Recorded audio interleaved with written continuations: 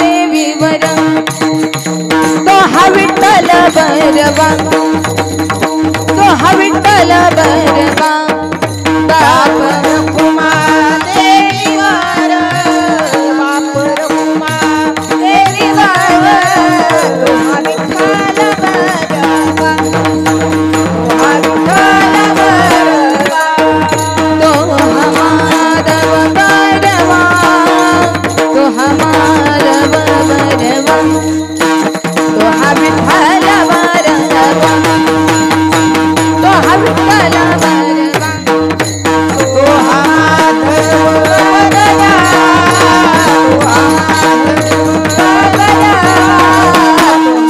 विठ्ठल बरवा तो हा विठ्ठल बरवा जय जय राम कृष्ण हरी जय राम जय जय राम कृष्ण हरी जय जय राम कृष्ण हरी जय राम जय जय राम कृष्ण हरी जय जय राम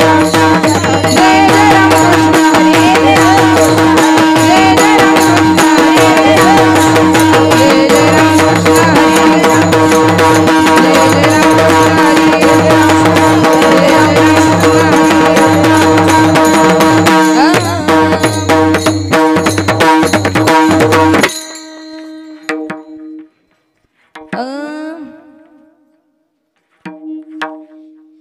महेश पुत्रा मुखी बोलवणे श्रुती महेश पुत्रा मुखी बोलविले श्रुती महेश पुत्रा मुखी बोलवणे श्रुती महेश पुत्रा मुखी बोलविले श्रुती चालविले भिंती बैसोनिया चालविले भिंती बैसोनिया चालविले भिंती बैसोनिया हे हा सामान्य महिमा संतांचा हे हा सामान्य महिमा संतांचा हे हा सामान्य महिमा संतांचा हे हा सामान्य महिमा संतांचा नैवेद्य हातीचा मूर्ती देवी नैवेद्य हातीचा मूर्ती देवी नैवेद्य हातीचा मूर्ती देवी नो हे हा सामान्य महिमा संतांचा सामान्य महिमा संतांचा हे हा सामान्य महिमा संतांचा हे हा सामान्य महिमा संतांचा नैवेद्य हातीचा मूर्ती देवी नैवेद्य हातीचा मूर्ती देवी नैवेद्य हातीचा मूर्ती देवी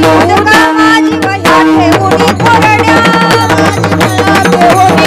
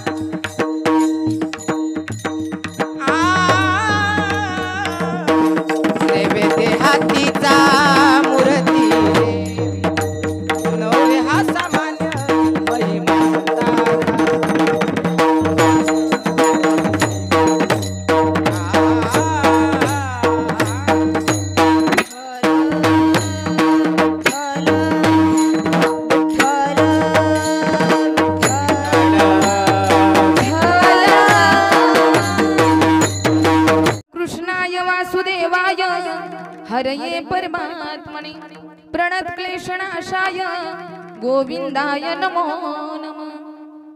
चलो आओ जी पवन कुमार पधारो हरि कीर्तन में।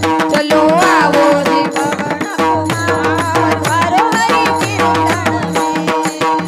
चलो आओ पवन कुमार पधारो हरि कीर्तन में। चलो आओ जी पवन कुमार पधारो हरि कीर्तन में। राम जी को लाना लखन जी को लाना। राम जी को लाना लखन जी को लाना। राम जी को लाना लखन जी को लाना। राम जी को लाना लखन जी को लाना।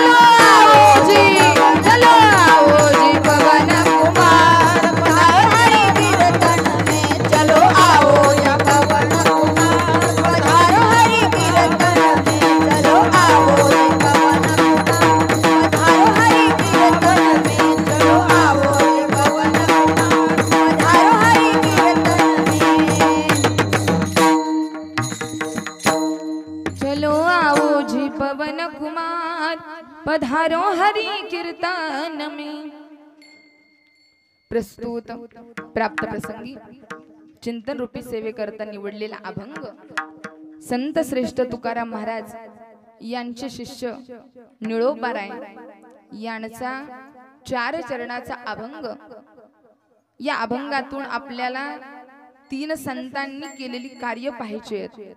या अभंगातून निळोबाराय, साक्षात ज्ञानोबाराय, नामदेवराय आणि संत श्रेष्ठ ज्यांच्या जर बघायला गेलं तर आज ज्या निमित्ताने आपला हा पायी वारी सोहळा चालू आहे, भगवंताच्या आशीर्वादानं पांडुरंगाच्या दर्शनाच्या आशेवरती सगळ्यांना आज ओढ लागलेली आहे।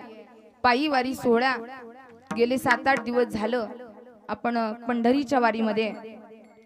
आज इथं पायी वारी निमित्त आजची कीर्तन सेवा माझ्या वाटेला आली। तसं बघायला गेलं ना तर आज प्रत्येक जण इथं उपस्थित आहे। कोणी गायन करतंय, कोणी टाळ घेऊन उभा आहे, कोणी मृदंग वाजवतंय, कोणी श्रोते मायबाप सगळे मंडळी ऐकायला बसलाय। याचं कारण असं आहे की इथं कीर्तनाला येणं, इथं माझं कीर्तन होणं हे तुमच्या आमची इच्छा नाही। इथं आपल्या शंभू महाराजांचं कीर्तन होणं ही आपली इच्छा अजिबात नाही। इथं सुंदर असं आपल्या बाल कीर्तनकार शंभूराजे महाराज जाधव माझे छोटे बंधू आहेत बरं का, यांचं सुंदर असं कीर्तन झालं।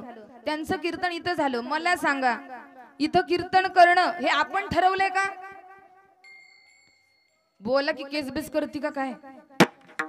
आपण ठरवलं? इथं त्यांचं कीर्तन होणं हे सिलेक्शन कुणी केलंय? त्या पांडुरंगाचं सिलेक्शन आहे। त्याचं सिलेक्शन आहे इथं महाराजांचं कीर्तन होणं।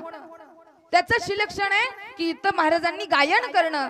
त्याचं सिलेक्शन आहे इथं मुलींना येऊन टाळ वाजवणं। त्याचं सिलेक्शन आहे की इथं भगवंताच्या नामस्मरणामध्ये माझ्या वारकऱ्यानं दंग होणं हे पांडुरंगानं आपलं केलेलं सिलेक्शन आहे। हे भाग्यातच असावं लागतं।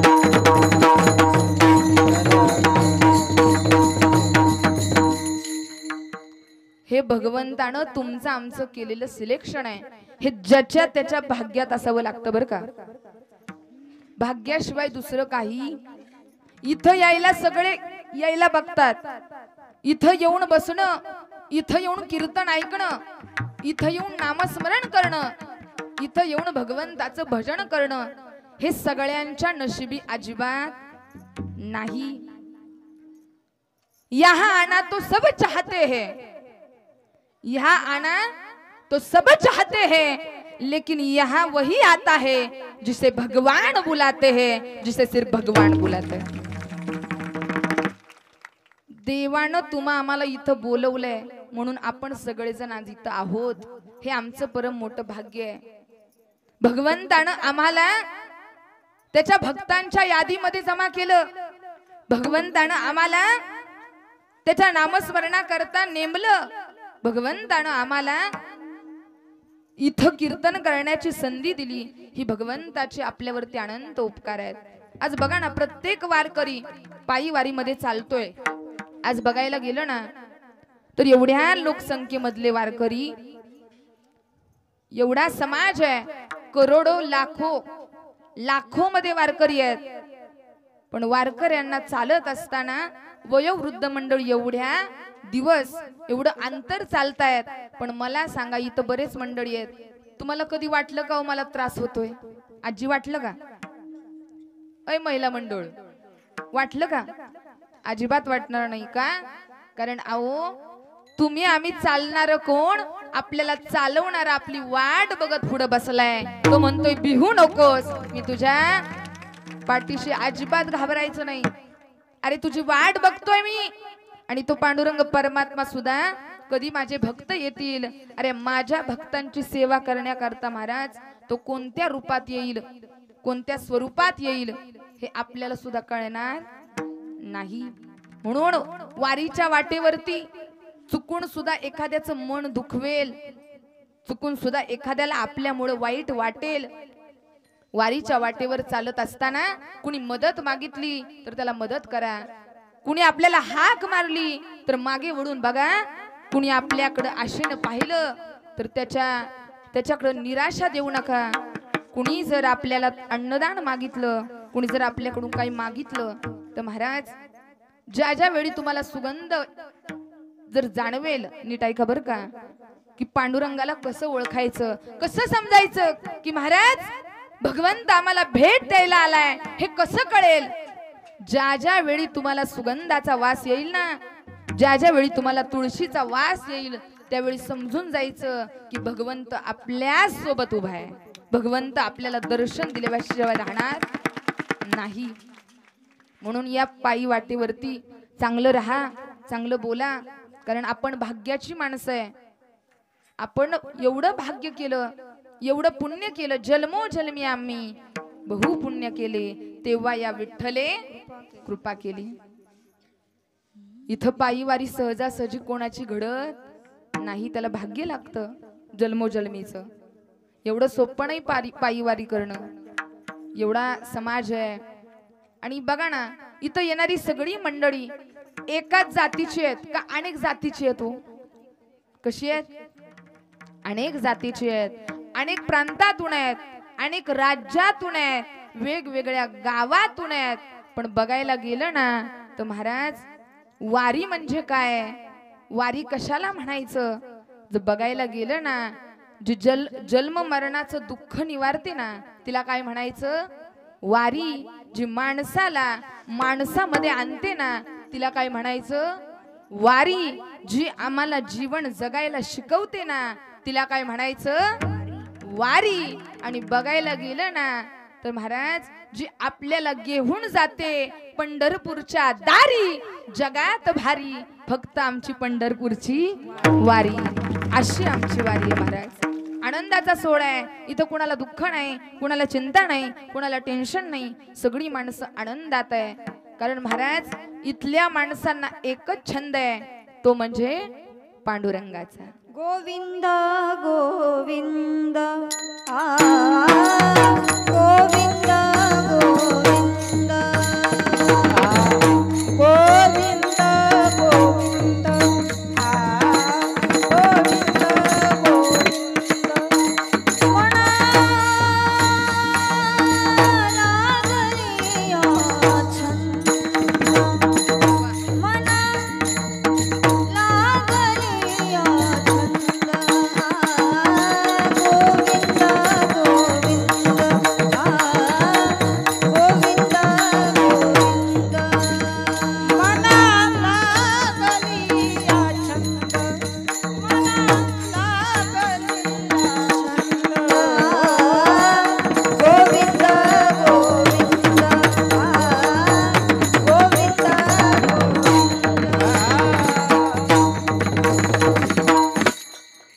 गोविंद गोविंद गोविंद गोविंदाचा छंद आहे, त्या भगवंताची आस आहे.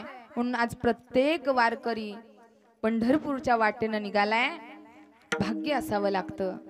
जर बघायला गेलं ना तर बघा, एखादा म्हणतो महाराज अहो मी परीक्षेत पास झालो नसतो पण माझं भाग्य चांगलं होतं. म्हणून मी परीक्षेत चांगल्या मार्काने पास झालो.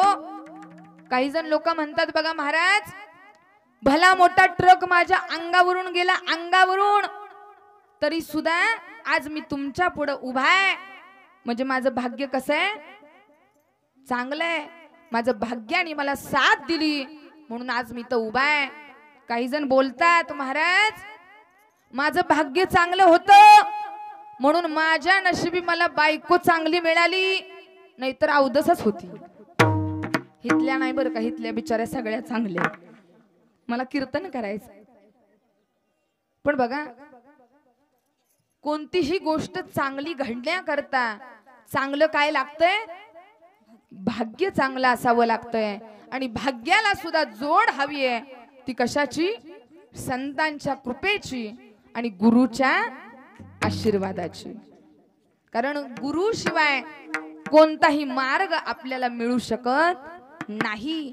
जीवनामध्ये प्रत्येक माणसाच्या जीवनामध्ये जर बघायला गेलं ना, तर प्रत्येक मिनिटाला क्षणाक्षणाला म्हणता येईल की कोणताही व्यक्ती जर आपल्याला मार्ग दाखवून जात असेल ना, तर तो एक प्रकारचा आपला गुरुच आहे बरं का. कारण चांगलं आणि मार्ग सुद्धा चांगले दाखवावेत बरं का. कसे असावेत मार्ग, चांगले मार्ग दाखवणारे असावेत. या जगाच्या पाठीवर गुरु शिष्याच्या जोडीमध्ये जर पाहिलं तर 3 जोड्या अशा होऊन गेल्या.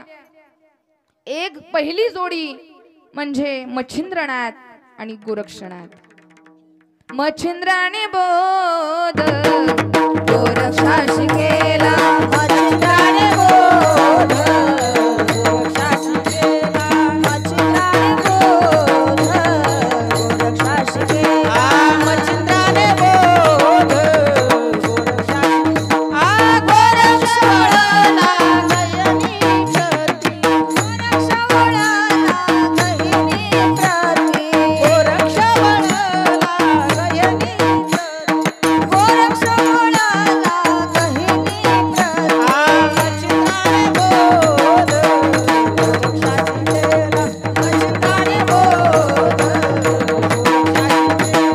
मच्छिंद्राने बोध गोरक्षाशी केला, मच्छिंद्राने बोध गोरक्षाशी केला.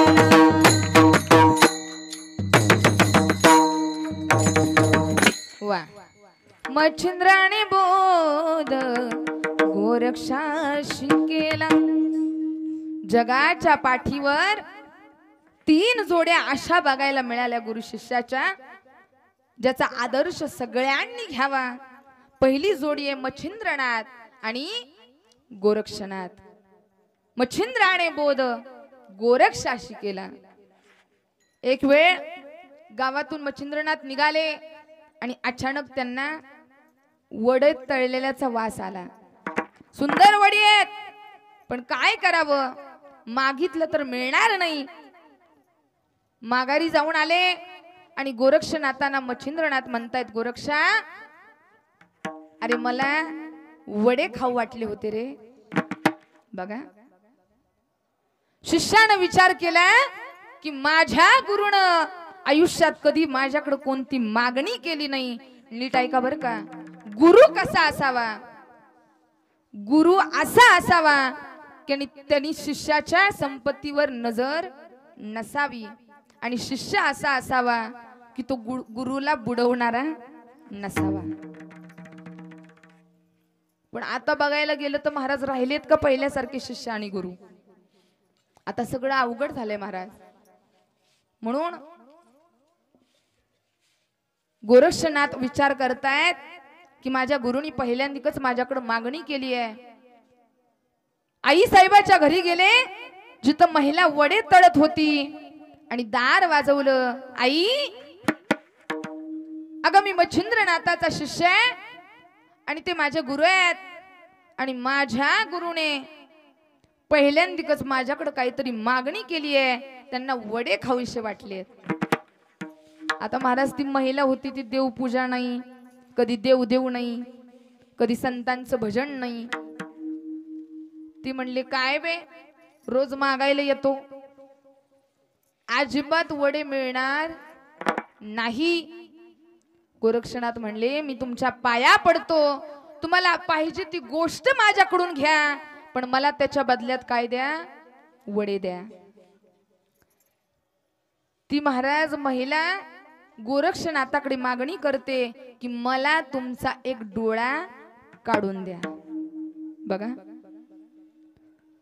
गोरक्षनाथाने क्षणाचाही विचार न करता आपला डोळा काढला, तिच्या हातात ठेवला आणि त्या डोळ्याच्या बदल्यात काय घेऊन आले? वडे घेऊन आले. आपल्या गुरुजींना वडे खायला दिले आणि एक हात आपल्या डोळ्याला लावलाय. मच्छिंद्रनाथ म्हणतायत, गोरक्षा, अरे तुझ्या डोळ्याला काय झालंय? तू असा डोळा लपवतोय का?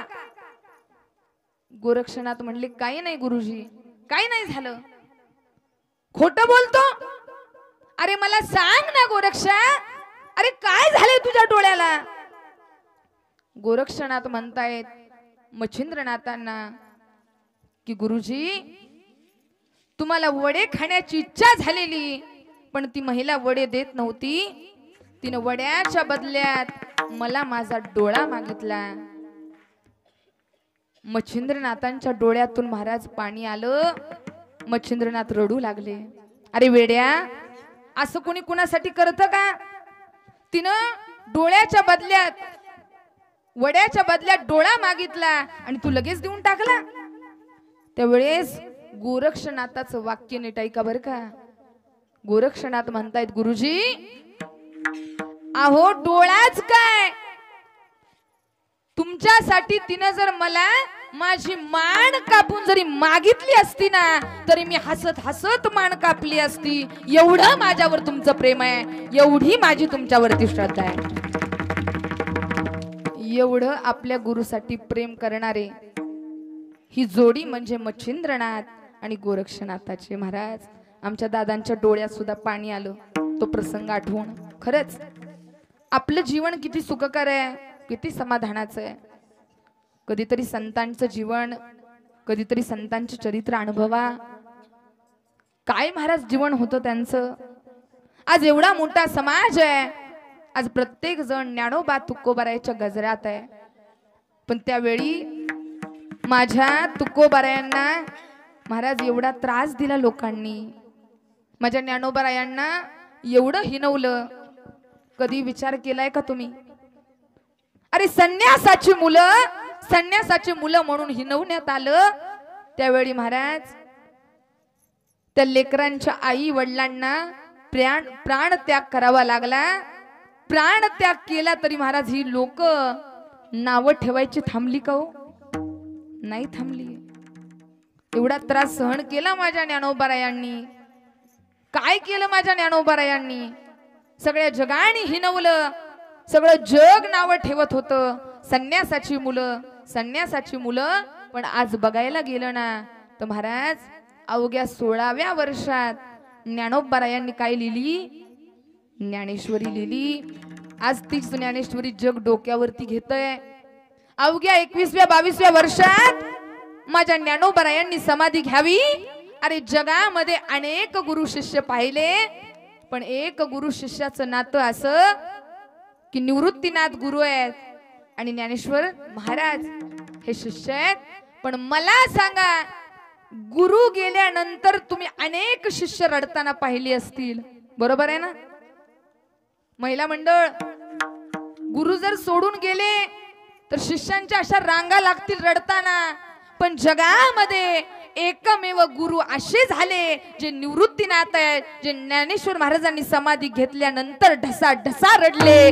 ते एकमेव जोडी म्हणजे माझ्या ज्ञानोबारायांची आणि निवृत्तीनाथाची आहे. दुःखाचा प्रसंग आहे महाराज. निवृत्तीनाथ म्हणतात की ज्यावेळी आमच्या माईबापांनी त्यांचा प्राणत्याग केला ना, त्यावेळी ज्यावेळी माझ्या माईबापांनी प्राणत्याग केला त्यावेळी सुद्धा मला एवढं दुःख नाही झालं. त्यावेळी सुद्धा आम्हाला एवढ्या यातना नाही झाल्या. पण आम्हाला आमच्या ज्ञानोबारायांनी ज्यावेळी समाधी घेतली ना, त्यावेळेस खऱ्या अर्थानं आम्हाला वाटलं की आज आम्ही काय झालो? पोरक झालो. आज आमचा ज्ञाना आम्हाला सोडून गेला.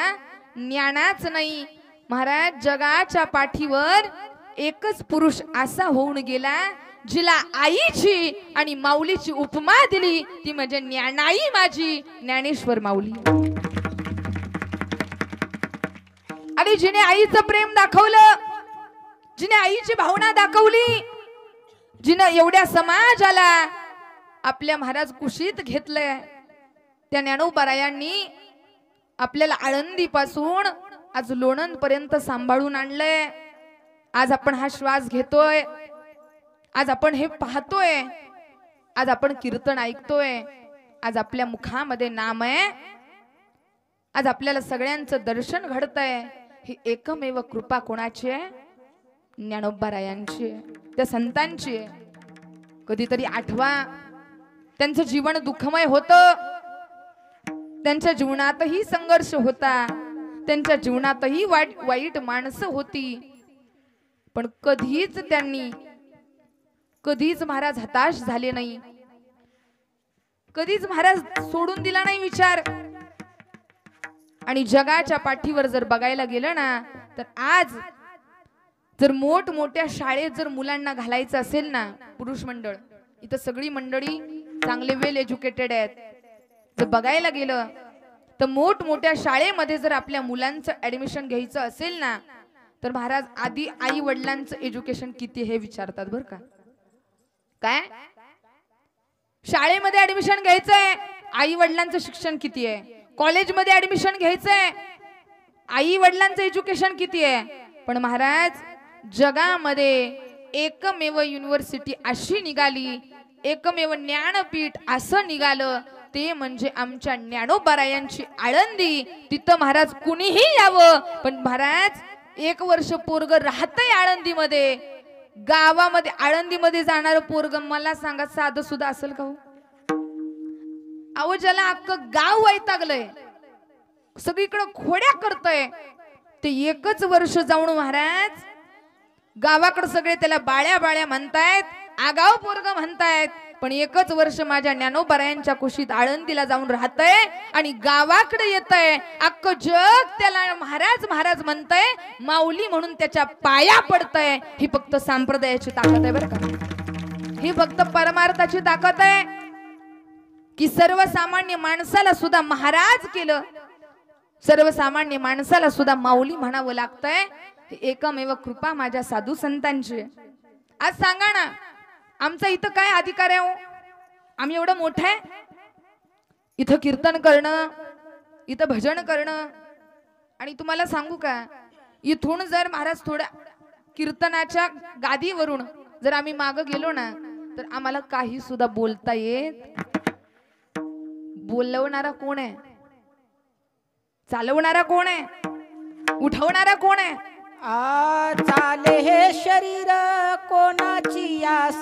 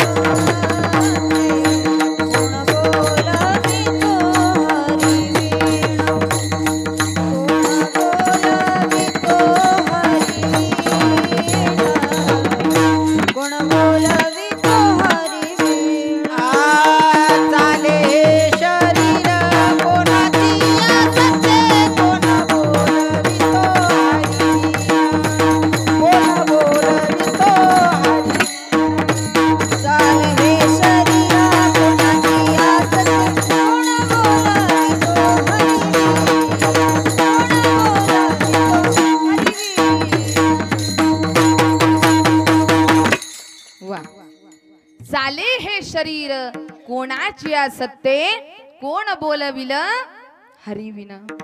तो चालवतोय म्हणून आम्ही चालतोय, तो बोलवतोय म्हणून आम्ही बोलतोय.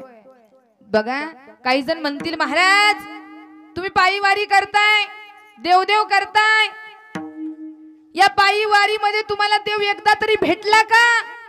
नीट ऐका बर का, ज्यांना ज्यांना वाटतं ना देव भेटतो का, तर पायी वारी मध्ये देव भेटलाय का, अशी प्रश्न करणाऱ्या माणसांना माझं उत्तर आहे नीट ऐका बरं का. ज्यांना ज्यांना वाटतं ना आपला देव भेटलाय का, पायी वारीमध्ये चालत असताना देव भेटलाय का हा विचार करण्यापेक्षा देव भेटो किंवा नाही भेटो पण देवासारखी माणसं आपल्याला भेटल्याशिवाय राहत नाही. महाराज चालत चालत निघालोय, अचानक एखादा व्यक्ती यावा, माऊली कोणत्या गावाचं, कुठं निघालाय, चला आमच्या सोबत. कालच आमचा प्रसंग आहे. 96 वर्षाचे आजोबा, किती वर्षाचे, अय वारकरी सगळे आहात ना, का गेला, म्हणजे झोपी नाही ना गेला. तर मी जास्त वेळ घेणार नाही. मला माहित आहे की सलग दुसरं कीर्तन आहे आपलं. अवघ्या 10-15 मिनिटांमध्ये कीर्तन आपण बघायला गेलं ना तर महाराज मी कालचं उदाहरण सांगते की 96 वर्षाचे आजोबा आहेत. किती वर्षाचे, 96 वर्षाचे आजोबा आम्हाला रस्त्यावरती भेटले. बघा काय प्रारब्ध असेल, काय भाग्य असेल. आजोबा 96 वर्षाचे. आजोबांना विचारलं आजोबा कोणत्या गावाचे. आजोबा म्हटले माऊली मी आळंदीचा आहे. म्हटलं आजोबा एवढं 96 वर्षाचं तुमचं वय आहे, तुमचं पाय दुखत नाहीत का चालताना. आजोबा म्हणतायत माऊली आळंदीमध्ये मी जर घरी राहत होतो ना तिथं थोड्या अंतरावर जर मी चालत गेलो तर मी खाली पडतो. मला थोड्याशा अंतरावर सुद्धा चालता येत नाही, पण पायी वारीमध्ये चालत असताना प्रत्येक टप्पे मी पार करतो आणि आहे या टप्प्याला जाऊन पोहोचतो. हे मला चालवणारा दुसरा तिसरा कोण नाही, साक्षात तो ज्ञानोबा आहे. आणि त्यांनी महाराज सांगावं, बाबांना विचारलं बाबा एवढं वय झाले तरी का वारी करताय.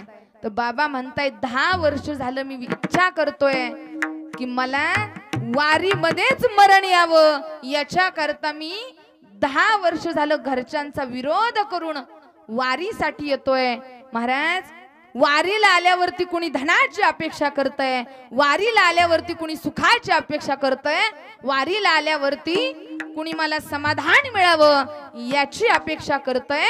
पण बाबा महाराज वारीला आल्यावरती भगवंताच्या चरणाजवळ आणि त्याच्याच पायी वारीमध्ये मला मरण यावं आणि मोक्षाच्या प्राप्तीची इच्छा करतय. हा फरक आहे. याला म्हणायचं वारकरी. नाही तर महाराज इकडं तिकडं वाटप दिसली इकडं तिकडं पळणार. इथले नाही बरं का, इथले बिचारे सगळे चांगले. तिकडं बिस्किट दिसलं की तिकडं निघाला, लगेच दुसऱ्यानं म्हणावं अरे तिकडं बिस्किट काय, इकडं पुरी भाजी चल तिकडं. असलं महाराज. याला वारकरी नाही म्हणायचं. वारकरी कशाला म्हणायचं. वारकऱ्याची व्याख्या काय, ज्यानं मद मत्सर विकार आणि अहंकार याच्यावरती वार केला आणि जो महाराज मोक्षाचा अधिकारी झाला त्याला म्हणायचं वारकरी. म्हणून व्हावे व्हावे वारकरी. वारकरी असावं. माणसानं काय असावं, वारकरी असावं. नुसतं वरपरी नसावं बरं का. नाही तर नुसतं महाराज काय काय वरपणावरच आहेत. म्हणून भगवंतानं आपल्याला त्याच्याकरता निवडलंय. म्हणून पहिली जोडी आहे, पहिली जोडी मच्छिंद्रनाथ आणि गोरक्षनाथ. दुसरी जोडी निवृत्तीनाथ आणि ज्ञानोबाराय आणि तिसरी तुकोबाराय आणि निळोबाराय. तुकाराम महाराजांच्या जीवनामध्ये हजारो शिष्य होऊन गेले, पण त्यांचा एकमेव प्रिय शिष्य तो म्हणजे निळोबाराय आहेत बरं का. निळोबाराय महाराज 42 दिवस झालं ध्यान लावून बसलेत. अन्न सोडलंय, पाणी सोडलंय, सगळ्याचा त्याग केलाय आणि फक्त नामस्मरण चाललंय. तुकाराम तुकाराम तुकाराम तुकाराम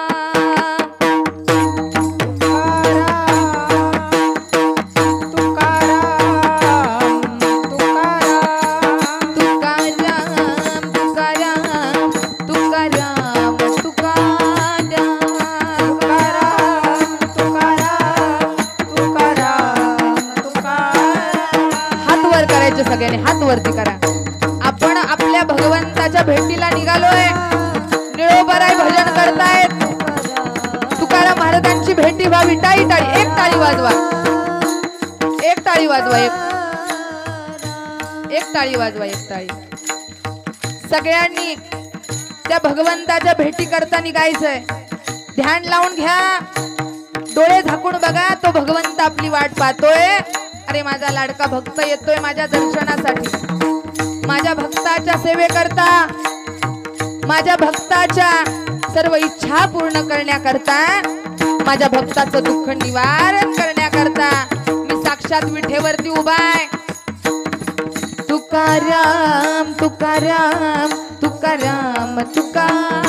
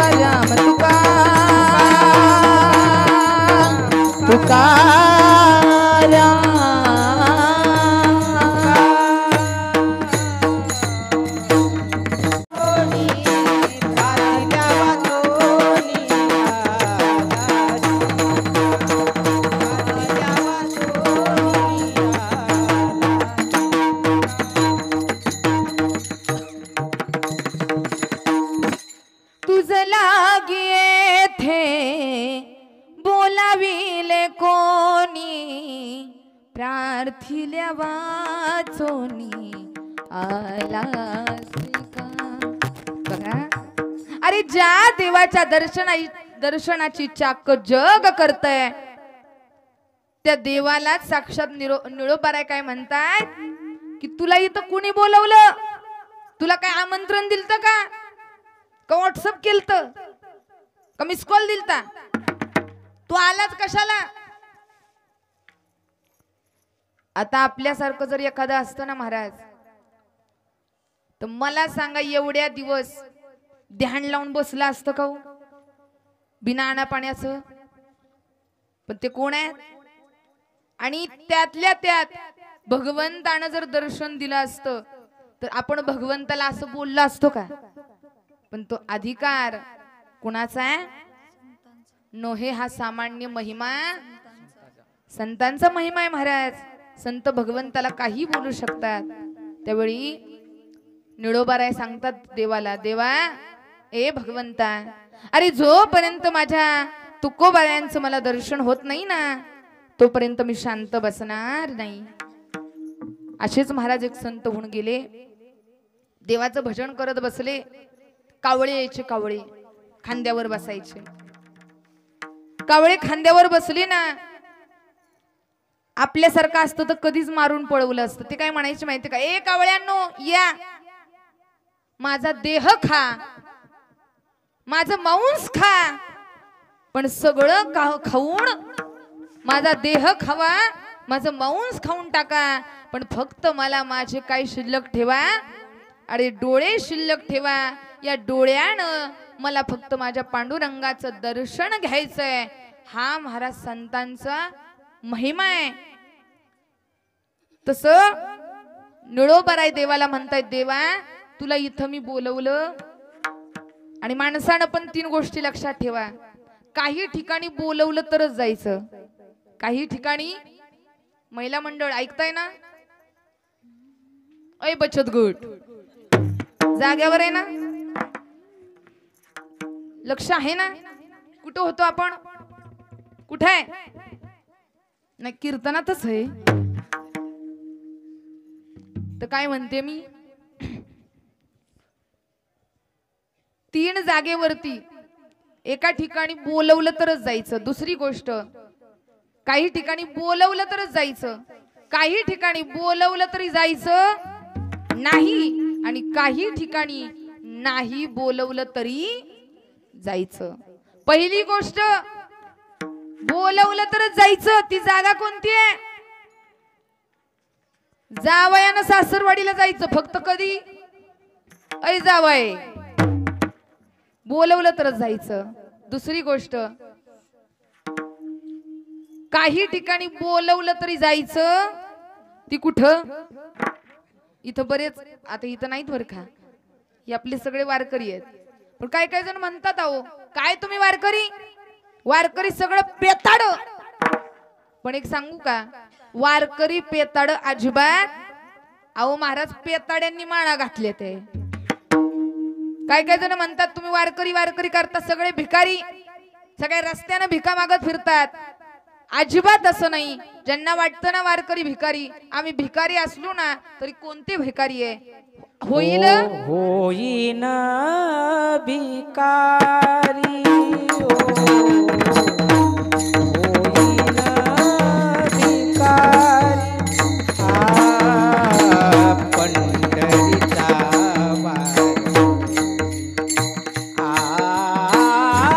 पंढरीचा वारकरी होईन भिकारी पंढरीचा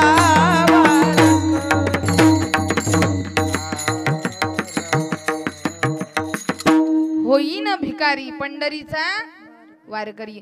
पण मला सांगायचंय वारकरी अजिबात भिकारी. अहो महाराज त्या भिकाऱ्यांनी माळा घातल्यात आहे, अवघड झालंय सगळं. म्हणून अजिबात जायचं नाही कुठं, इथं बोलवलं तरी जायचं.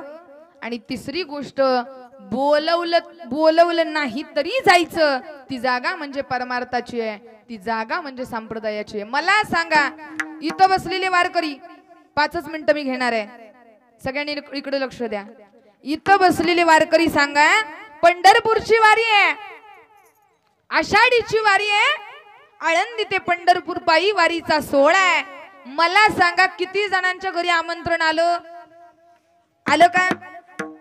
अय मावशा हो, किती जणांना पत्रिका आल्या? किती जणांची नावं आली पत्रिकेवरती? नाही ना. मग तरी सुद्धा आम्ही या सोहळ्यात आलोय, कारण इथं महाराज आमंत्रणाची, इथं निमंत्रणाची गरज नाही. कारण महाराज इथं साक्षात आम्हाला अंतःकरणापासून बोलवणारा तो पांडुरंग परमात्मा आहे, आणि तो साक्षात आमचा बाप आहे, आणि आम्हाला आमंत्रणाची गरज. अरे आमचा असणारा विठेवरती उभा तो पांडुरंग परमात्मा बाप आहे, ती विठेवरती उभा असणारी रखुमाई आमची आई आहे. आणि इथं वारीला आलेल्यांना माझं सांगणं आहे, एक वेळ तुम्हाला वारी करता नाही आली तरी करू नका, एक वेळ वारीमध्ये चालता आलं नाही तरी चालू नका. पण घरामध्ये तुमचा थकलेला बाप म्हणजे तुमचा पांडुरंग आहे, आणि तुमची थकलेली आई म्हणजे रखुमाई आहे. त्यांच्या चरणाची सेवा करा, तुमच्या घराचं पंढरपूर झाल्याशिवाय राहणार नाही. आपल्या घरातच आपली आई रखुमाई आहे, तो पांडुरंग परमात्मा आहे. आणि रंग जर लावून घ्यायचा असेल ना, वेडच लावून घ्यायचं असेल तर महाराज निळोबारायांनी तुकाराम महाराजांची प्रतीक्षा केली, तुकाराम महाराजांचं भजन केलं.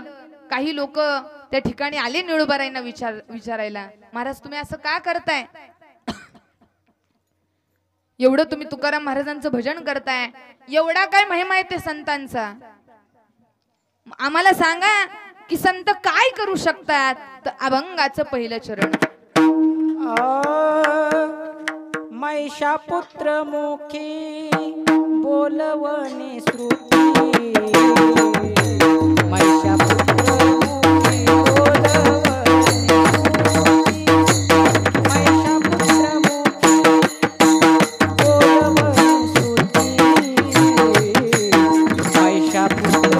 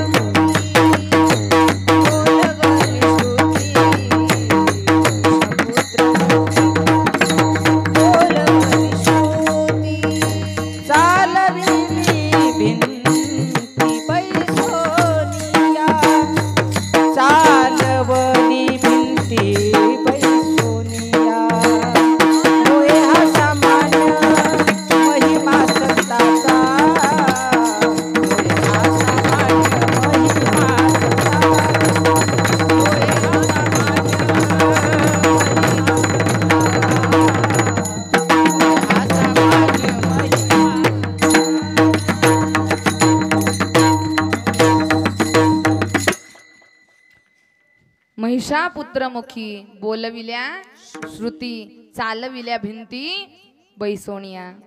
महाराज रेड्याला वेद बोलायला लावले, ज्यांनी भिंत चालवली असा महिमा ज्यांचा आहे ते संत श्रेष्ठ ज्ञानोबा आहेत। एवढंच नाही, अहो ज्यावेळी ज्ञानोबरायांना हिनवलं लोकांनी, त्यांच्या महाराज मधुगिरीमध्ये माती कालवली माती, तरी सुद्धा लोकांनी ज्यावेळेस त्रास दिला ना, ज्ञानोबराय ताटी लावून बसले। मला महाराज वाईट वाटतं की ज्ञानोबरायांच्या जीवनामध्ये सुद्धा हा प्रसंग यावा, पण त्यावेळी ज्ञानोबरायांना ताठी उघडाय लावणाऱ्या आणि त्यांना उपदेश करणाऱ्या एकमेव ज्या होत्या त्या त्यांच्या बहिणाबाई म्हणजेच मुक्ताई। महाराज आज जर मुक्ताई झाल्या नसत्या ना तर आपल्याला ज्ञाना मिळाला नसता। महाराज हा महिमा आहे। अजून काय महिमा आहे? नामदेवराय लहान आहेत अवघे, वडिलांनी सांगावं जावा नामदेवराया मंदिरात देवाला नैवेद्य दाखवून या, खाऊ घालून या। त्यांना वाटलं खरंच खाऊ घालायचं असतं देवाला। लहान वर्षाचे आहेत, अवघे 5-6 वर्षाचे नामदेवराय आहेत। नैवेद्य दाखवायला गेले, देवा नैवेद्य खा। देव एक नाही दोन नाही, देवा मला माझे बाबा रागवतील, तू खाणार आहे का नाही सांग। शेवटी महाराज नामदेवराय रडायला लागले, देवा तू जर खात नसेल ना तर घरी गेल्यावरती मला माझे बाबा रागवतील, मला माझे बाबा मारतील। तू ऐकत नाही ना, मी असं करतो माझं डोकं दगडावर आपटतो। नामदेवराय दगडावरती डोकं आपटणार, तेवढ्यात नामदेवरायांना आवाज आला, नामदेवा अरे दगडाचा देव कुठं जेवतो का? त्यावेळी नामदेवराय पण लगेच म्हणतात, देवा अरे दगडाचा देव कुठं बोलतो का? आपल्या हातानं महाराज जेव घातलं नामदेवरायांनी कुणाला? त्या भगवंताला। नव्हे हा सामान्य महिमा संतांचा, नैवेद्य हातीचा मूर्ती जेवी। महाराज एवढं महिमान आहे संतांचं। आणि ज्यांनी महाराज माझ्या तुकोबरायांची गाथा, आपला माथा जाग्यावर यावा याच्या करता काय निर्माण केला? गाथा निर्माण केला। पण आमच्या जातीनं त्याला दगड बांधली आणि दगडासकट गाथा पाण्यात बुडवला। पण मला सांगा, तिथं इंद्रायणीला अनेक दगड होती, अनेक दोंड होती, तेच तरले का? ऐ पुरुष मंडळ, बाकीची दगड तरली का? मग गाथाला बांधलेली दगडच का तरली? महाराज याच्यातून आपल्याला संदेश घेण्यासारखा आहे की तुम्ही गाथाला धरून राहा, ज्ञानेश्वरीला धरून राहा। अहो ज्ञानेश्वरी आणि गाथाला धरलं तर दगड तरतात, आपल्यासारखी माणसं का नाही तरणार? हे महाराज हे आम्हाला गाथा शिकवते, हे आम्हाला ज्ञानेश्वरी शिकवते, हे आम्हाला संतांचे विचार शिकवतात। म्हणून महाराज गाथा सुद्धा तरली। आणि निळोबाराय सांगतात की या तिघांचा महिमा जर बघायला गेलं तर ज्ञानोबाराय आहेत, तुकोबाराय आहेत आणि नामदेवराय आहेत। ही तिन्ही सुद्धा ज्यांनी तारले गेले ते फक्त महाराज कृपा कुणाची आहे? भगवंताची। ते एकाच रंगात आज जर बघायला गेलं तर कोणताही रंग अंगाला लावा, नीट ऐका बरं का, जाता जाता सांगून जाते, जगाच्या पाठीवर कोणताही रंग अंगाला लावा तो आंघोळ केला की निघून जातो। पण असा एकमेव रंग जर अंतरंगाला लागला ना तो महाराज तो कधीच निघत नाही। त्या रंगाचं नाव आहे पांडुरंग, पांडुरंग, पांडुरंग। असा रंग जो कधीच होत नाही भंग। म्हणून कधीतरी आठवत जा महाराज माझा पांडुरंग आणि वाचत जा त्याचे अभंग आणि त्याच्या भजनातच होत जा दंग। असा असणारा आमचा पांडुरंग आहे। म्हणून भगवंताचं नामस्मरण करा। या वारीच्या निमित्तानं जी पायी वारीमध्ये चालत आहेत त्यांना माझं सांगणं आहे की आपल्या लहान लहान मुलांवर चांगले संस्कार घडवा। जाता जाता आपला देव, देश आणि धर्म हे कसे टिकतील याच्यासाठी कार्य करा. कारण जो देश देव आणि धर्मासाठी जगतो ना त्याला भगवंत महाराज कधीच काही कमी पडू देत नाही. आपला देश वाचवा, मुलांना चांगले संस्कार द्या. एवढी लहान लहान मुलं कीर्तनात आहेत, पायी वारी करतायत, टाळ वाजवतायत, मृदंग वाजवतायत. महाराज ही मुलं करतायत, आपली मुलं का करू शकत नाही? आपल्या मुलांना त्याचं ज्ञान द्या. आणि सगळ्यात महत्वाचं, घरामध्ये मुलांना सुसंस्कृत बनवण्याची जबाबदारी ही एकमेव असते ती कुणाकडे? आईकडे. घरातली आई जर चांगली असेल तर महाराज होणारी महाराज मुलं सुद्धा कशी असतील? चांगलीच असतील. पण आजकाल आमच्या आईला सुद्धा टीव्हीचा नाद आहे. इथल्या बिचाऱ्या आया चांगल्या आहेत, पण आमची आई महाराज मुलाला मांडीवर टीव्ही बघत बसते. ते पोरग रांगत रांगत निघून जातं बाहेर आणि मांजर येऊन पायावर बसत. आणि ती आई महाराज मांजराला थोपाटते, हाड बाळा हाड बाळा. आणि महाराज पाठीला हात लावाय म्हणजे बाळाला शेपूट कसं काय आलं? अहो दिलं फेकून काय, मांजर इथे. म्हणजे मोबाईलच्या नादात माणसं आमची एवढी एडी झाली की त्यांना मांजरातला आणि पोरातला फरक सुद्धा कळत. आणि काय काय तर महाराज एवढी एडी. एक जणीनं महाराज ज्यूस बनवला, ज्यूस, आणि सांगितलं काय, ज्यूस बनवा आणि 1 घंटा फ्रीज मध्ये ठेवा. तिनं ज्यूस बनवला, 1 घंटा फ्रीज मध्ये ठेवला. सासूबाई पूजा करायला लागले. सासूबाई म्हणल्या, सुनबाई घंटा कुठे आहे? सुनबाई म्हणल्या, सासूबाई फ्रीज मध्ये. अगं फ्रीज मध्ये कोण घंटा ठेवतं का? अहो पुस्तकात लिहिलं होतं ज्यूस बनवा आणि 1 घंटा. म्हणजे असल्या सासवा आणि असल्या सुना असले की महाराज काय कल्याणच आहे. आणि मग असं बघून महाराज ते पोरं पण काही शहाणे का? आजकाल महाराज इथं सुद्धा ही लहान लहान मुलं असतील ना, कीर्तनात शांत बसले ते आमचं नशीब आहे. नाही तर शांत नाहीत बसत ते महाराज. कोणी आजोबाची मिशीच वडल, कुणी दाढीच वडल. एक जण तर महाराज आजोबालाच लागलं विचाराय, बाबा ही काय आहे? बाबा ही काय आहे? म्हातारं म्हणलं, अरे गप बस. बाबा ही काय आहे? म्हातारं म्हणलं, बाळा ती मिशी आहे. पोरग म्हणतोय, मला का नाही? म्हणजे आता असली एक पोरग तर महाराज आई बापावरच रागावलं. बापाला म्हणलं, मी तुमच्यावर बोलणार नाही. अरे का बोलणार नाही? अजिबात बोलू नका. अरे पण तुला झालं काय? अजिबात माझ्यासोबत बोलू नका. मी अजिबात माझ्या लग्नाला तुम्हाला बोलवणार. अरे असं का करतोय? तुला झालंय तरी काय? रागवाय काय झालं? नाही बोलवणार म्हणजे नाही बोलवणार. माझ्या लग्नात मी तुम्हाला आमंत्रण देणार नाही, बोलवणार नाही. बाप म्हणला, सगळं खरे बोलवू नको, पण काय झालंय ते तरी सांग. पोरग म्हणतोय, मला तरी तुम्ही तुमच्या लग्नात कुठं बोलवलं होतं?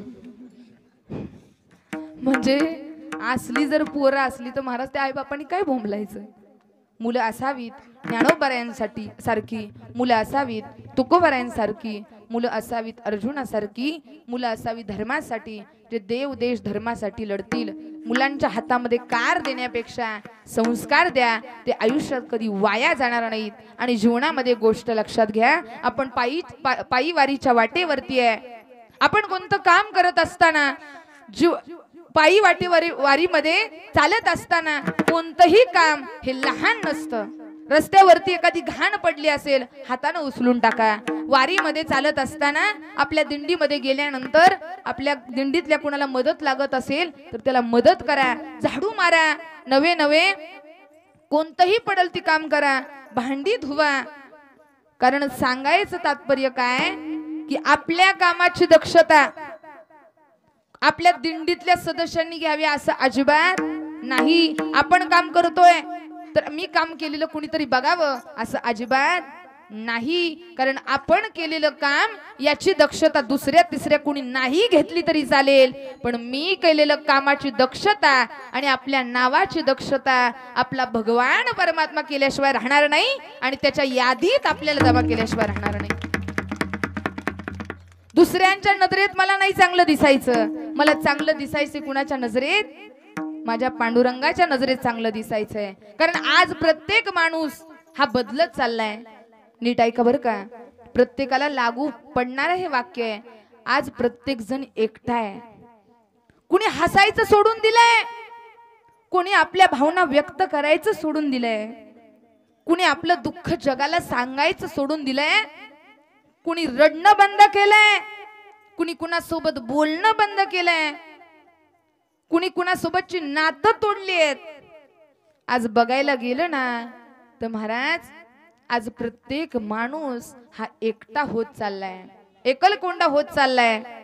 आज बघायला गेलं ना तर महाराज, माणूस हा फक्त माणसामध्ये दिसायला माणसात आहे, पण आज प्रत्येक माणूस हा माणूस म्हणून कसा आहे, एकटा आहे. म्हणून आपली माणुसकी, आज प्रत्येक माणसातला संवाद संपलाय, आज प्रत्येक माणसातलं बोलणं संपलंय. म्हणून महाराज, या पायी वारीच्या वाटेवरती काही जागवायचं असेल तर आपल्यातली माणुसकी जागवा. काही मिळवायचं असेल तर आपला आनंद मिळवा. भगवंताला काही व्हायचं असेल तर महाराज आपले तमगुण अर्पण करा. आणि भगवंताकडून काही घ्यायचं असेल तर फक्त त्याच्या चरणाची सेवाची मागणी करा. तुमचं जीवन सफल झाल्याशिवाय राहणार नाही, ही गॅरंटी मी या कीर्तनात देते. म्हणून आजची कीर्तनाची सेवा, ज्या निमित्ताने हे कीर्तन आहे पायी वारी वाटेमध्ये, मला वाटतंय, मला जसं कळतंय, अवघ्या 6-7 वर्षापासून या ठिकाणी माझं कीर्तन असतं. बरीच मंडळी या ठिकाणी गाडी आली की विचारायला येतात, महाराज आमच्या दिदीचं कीर्तन कधी आहे, आमच्या शंभूचं कीर्तन कधी आहे. प्रत्येकाच्या लोकांना वाटतं की दरवर्षीप्रमाणे इथं आमच्या महाराजांची कीर्तन सेवा असावी. आणि असंच एक सांगू का, मला नाही माहिती मी जीवनामध्ये धनदौलत किती कमावली, मला नाही माहिती मी जीवनामध्ये संपत्ती किती कमावली, पण मला माहित आहे की मी माझ्या जीवनामध्ये संपत्ती कमावली आहे ती तुमच्यासारखी वारकरी, तुमच्यासारखी प्रेम करणारी माणसं मी कमावली आहेत, जे आयुष्यामध्ये कधीच मला सोडून जाणार नाहीत. पैसा आज आहे उद्या असेलच याची गॅरंटी नाही, धन दौलत आज आहे उद्या असेलच याची शाश्वती नाही, गाडी बंगला आज आहे उद्या असेलच हे मी सांगू शकत नाही. पण महाराज, भगवंताचं नामस्मरण जो करतो ना, भगवंताचं अस्तित्व आजही आहे, कालही होतं आणि उद्याही असणार आहे. म्हणून महाराज, जीवनामध्ये फक्त भगवंताचं नामस्मरण, त्याचं चिंतन आणि त्याचं मनन करा. तुमच्या जीवनात दुसरं काहीच करण्याची गरज नाही. एकदा सुंदर भजन करूया. विठोबा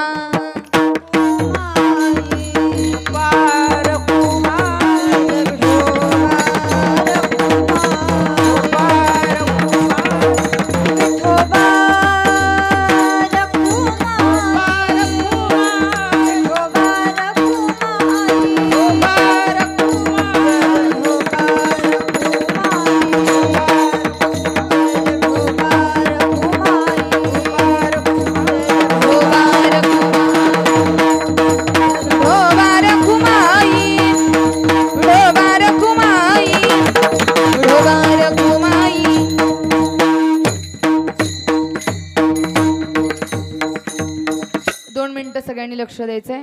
ही झालेली सेवा तुम्हाला संत माईबाप यांच्या समर्पित करून सेवेला पूर्ण विराम देते. जे माझ्या बरोबर असेल ते माझ्या सद्गुरूचं, आणि जे माझ्या चुकीचे असेल ते माझ्या अल्पशा बुद्धीचा दोष समजा. ज्यांच्यामुळे मी आज इथं कीर्तन करू शकले ते महाराष्ट्राचं वैभव जर बघायला गेलं तर आदरणीय गुरुवर्य नामदेव आप्पा शामगावकर यांचे शिष्य तुकाराम महाराज उराडे यांची माझ्यावरती कृपा आहे. त्यांच्यामुळेच मी आज इथं बोलू शकले. त्यांच्या चरणावरती नतमस्तक होते. आज या कीर्तनाला ज्यांची साथ लाभली, मृदंगाचार्य आमचे रामजी महाराज या ठिकाणी उपस्थित आहे, महाराजांचं धन्यवाद.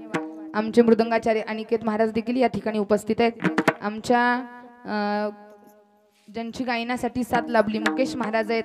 आणि आवर्जून या कीर्तनाला उपस्थित राहिल्या ते माझ्या लाडक्या ताई, माझ्या लाडकी मैत्रीण, ज्या इथं मगाशी गायन करत होत्या.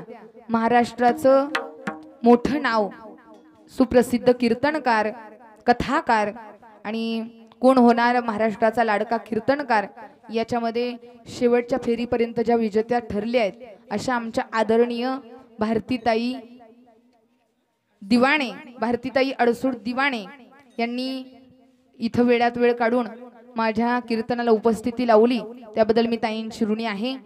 त्याचबरोबर आमचे मुकेश महाराज असतील, आमचे गुरुवर्य आमचे मागे उभा राहिलेत नकाते महाराज असतील, आमचे चोबदार जगदाळे महाराज असतील, दत्त महाराज जगदाळे, आणि आमच्या दिंडीनं आमची श्री पांडुरंग प्रसाद आश्रम दिंडी वडजल, तशीच पांडुरंग माऊली प्रसाद आश्रम दिंडी खुंटे वेळात वेळ काढून आमचे बंधुराया सुशांत महाराज जाधव यांनी इथं आम्हाला कीर्तन करण्याची संधी दिली, त्याबद्दल मी त्यांची ऋणी आहे। अजून जी कीर्तनाला उपस्थित मंडळी होती, जेवढा उशीर झालाय उद्या सकाळी लवकर निघायचंय, कारण दरवर्षी 2 मुक्काम असतात या ठिकाणी, पण या वर्षी किती आहे? एकच दिवसाचा आहे। मला माहित आहे की सगळ्यांना पहाटे निघायचंय, पण तरी सुद्धा ही सगळी माझ्यावरती प्रेम करणारी मंडळी एवढ्या उशिरा जागी आहेत। सगळ्यांच्या चरणावरती मी नतमस्तक होते आणि सेवेला पूर्णविराम देते। त्याचबरोबर मुलांची वारकरी शिक्षण संस्था, ज्ञानेश गुरुकुल वारकरी शिक्षण संस्था, आमचे स्वप्नील महाराज देखील उपस्थित आहेत। महाराजांचं धन्यवाद, सगळ्यांनी टाळी वाजवायचे, सगळ्यांचं धन्यवाद। आणि ज्यांच्यामुळं आपण सगळं जे होणारे वारीतील कार्यक्रम आळंदीपासून पंढरपूर पर्यंत पाहणार आहोत, असं आमचं स्वतःचं हक्काचं चॅनल आमचे ओम साई क्रिएशन, ओम साई परिवार आणि आमचे दोन्ही दादा या ठिकाणी प्रक्षेपण करण्याचं काम करतायत, दोघांचंही धन्यवाद। त्याचबरोबर आमचे चैतन्य दादा नेहमी आपल्या दिंडीसाठी तत्पर असतात, दादांचं धन्यवाद। आमचे स्वप्नील दादा या ठिकाणी फोटोग्राफी करतायत, दादांचं धन्यवाद। आमचे संस्कार दादा असतील आणि माझा आवाज तुमच्यापर्यंत पोहोचवण्याचं काम केलं, ती म्हणजे अडसूळ